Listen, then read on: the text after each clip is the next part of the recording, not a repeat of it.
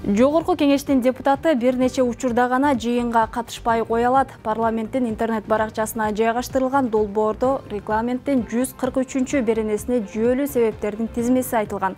Анда төмөндөгү жагдайлар белгиленген: эмгекке убактылуу жарамсыздык, кош бойлуулугу жана төрөгөндүгү боюнча баланы асырап алууга байланыштуу өргө, эмгек акысы сакталбаган өргө, тиешелүү документтер менен тастыкталган транспорттук тоскоолдуктар.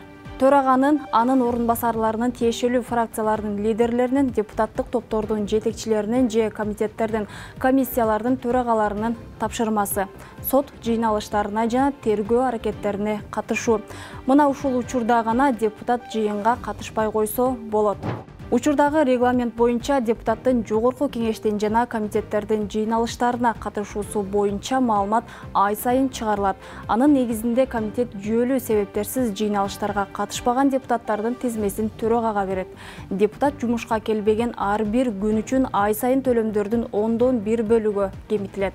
Жыйынга катышпаган депутаттардын тизмесин комитет отурумда жарыялап, андан кийин расмий сайтка жарыяланат.